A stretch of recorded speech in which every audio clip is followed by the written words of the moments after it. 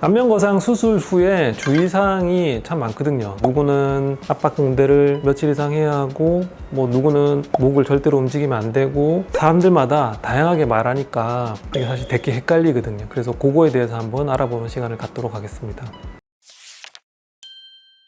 안녕하세요. 눈도 리프팅도 아이팅 성형외과 김종규입니다. 안면거상 수술하고 나서 이제 대표적으로 많이 얘기하는 주의사항이 첫 번째는 압박하는 거죠. 안면거상이나 큰 수술했을 때 상상하시는 그 모양 있잖아요. 붕대를 얼굴에 칭칭 감는 거. 압박을 왜 하냐면 우리가 피가 날 때 누르고 있으면 지혈되잖아요. 그러니까 수술이라는 과정을 통해서 안쪽에 피가 날 수 있지 않습니까? 그래서 전체적으로 이렇게 눌러주는 거죠. 근데 이제 그거를 해야 되냐 말아야 되냐에 대해서 말이 되게 많고, 결론적으로는 성형외과 교과서나 책들에 나와 있는 기준으로 볼 때는 필요가 없습니다. 압박 드레싱은. 그게 왜 그러냐면 아무리 꼼꼼하게 강하게 눌러놔도 피가 찰 사람은 찹니다. 그 말인즉슨 압박하는 게 피가 나지 않게 하는 효과는 없다라고 보는 거죠. 근데 왜 의사들은 그렇게 열심히 압박을 하느냐? 일단 제일 큰 거는 안쪽에서 박리 후에 생긴 상처 부위에서 스멀스멀 나오는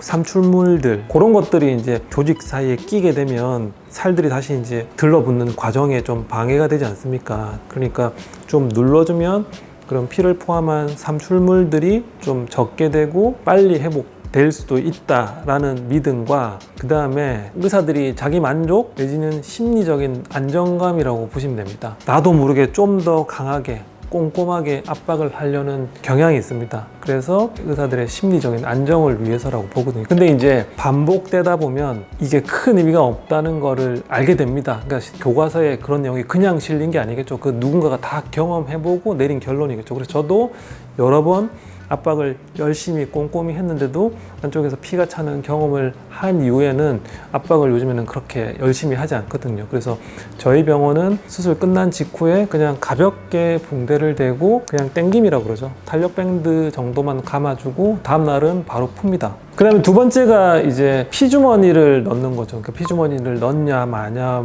넣으면 얼마나 넣느냐, 필요 있네 마네, 이제 이런 얘기들이 많은데, 이 피주머니의 목적은 출혈을 잡는 목적은 아니다. 우리가 이제 수술을 하게 되면 살 사이를 이제 칼로 가르겠죠. 그래서 없는 공간을 만들어내는 거고, 그거를 이제 꿰매잖아요. 그러니까 안쪽에 생살에서 나오는 진물이나 피 같은 삼출물, 이런 것들이 빠져나올 구멍이 없으니까 그 공간에 차게 됩니다. 그런 것들이 많을수록 붓기나 멍이 심해지거든요. 그래서 수술 후에 발생하는 삼출물들을 빨아내는 역할을 하는 거다. 이게 생각보다 양이 많거든요. 그러면 다시 피부가 바닥에 달라붙는데 방해되는 요소기도 하고 감염 같은 거에 취약할 수도 있습니다. 그래서 그런 것들이 고이지 않게 계속 빨아주는 역할을 하는 게 피주머니라고 생각하시면 됩니다. 이걸 하고 있으면 확실히 붓기나 멍이 덜해서 회복기간이 빨라진다는 장점이 있습니다. 근데 저는 개인적으로 피주머니를 굉장히 선호합니다.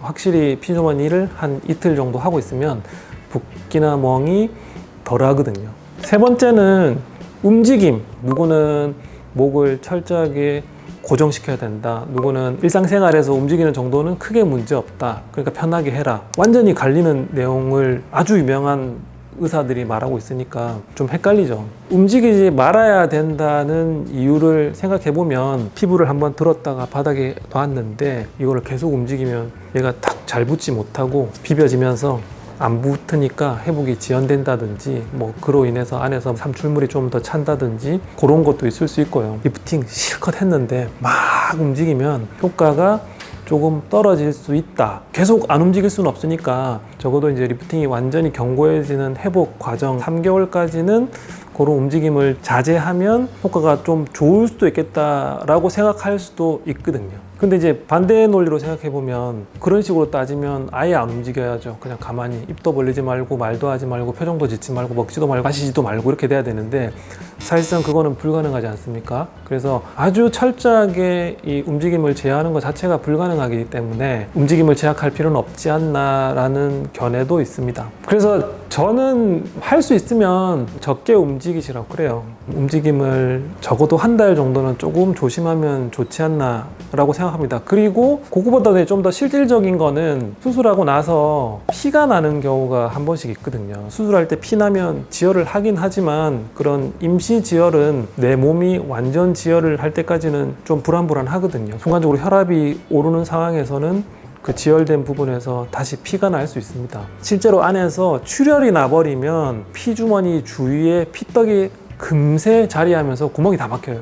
그래서 피주머니 자체가 전혀 기능을 못하고 안에서 피가 고이게 되거든요. 그러면 그거는 어쩔 수 없습니다. 무조건 다시 열고 출혈 부위를 지혈한 다음에 다시 새로 꿰매고 다시 회복 기간은 제로로 돌아가게 되는 거니까 혈압 상승되는 거를 좀 막으면 좋지 않나라는 측면에서 움직임을 일주일 정도는 제한하는 게 저는 개인적으로는 좋지 않나라고 봅니다. 그 다음에 이제 먹는 것 같은 경우에도 가이드를 드리는 경우가 있거든요. 간단합니다. 붓기 덜 생기게 만들면 되거든요. 붓는 음식이 뭐가 있냐? 짠 거, 물 많이 먹는 거. 그러니까 요거 두 개는 붓기 빠지는 걸 저해할 수 있으니까 그거는 조금 조심하시는 게 좋죠. 내가 실컷 이렇게 리프팅을 했는데 부어버리면 이게 더 땡기는 행위가 되니까 효과를 최종적으로 약간 떨어뜨릴 수도 있습니다. 고무줄이 좀 더 늘어나는 것처럼.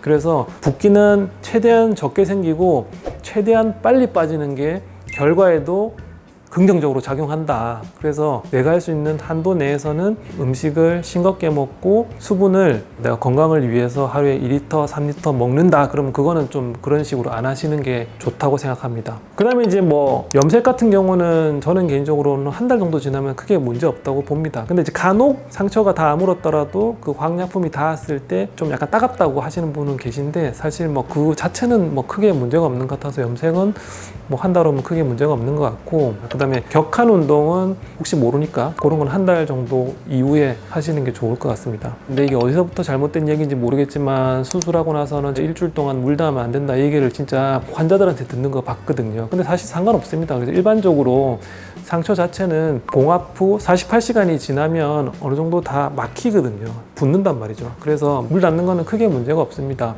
성형외과 레지던트 때부터 듣는 얘기거든요. 얼굴은 염증이 잘 생기지 않고 오히려 흉터를 좋게 하는데 초점을 맞춰야 한다. 그래서 약을 막 덕지덕지 발라가지고 있는 것보다는 물로 깨끗하게 상처를 유지하는 게 훨씬 좋다라고 많이 배웁니다. 그래서 안면 거상이든 눈 수술이든 수술하고 이틀 뒤부터 물 닿는다고 문제 생기는 경우도 전혀 없으니까 저희 병원 같은 경우에는 수술하고 이틀째부터는 샤워나 머리 감기, 세안 다 하고 있습니다. 그리고 이제 간혹 해외에서 오셔가지고 수술 받으시는 분들이 비행기 언제 타도 되냐고 말씀을 하시더라고요. 사실 기압 변화는 크게 문제가 되진 않거든요. 수술하고 나서 피주머니를 단체로 뭐 비행기 탈 일은 없지 않습니까? 그러니까 피주머니 뽑고 나서는 비행기 타는 거는 크게 문제가 없습니다. 근데 이제 걱정이 되는 시기는 좀 넘긴 후에 집으로 돌아가시는 게 좋으니까 어느 정도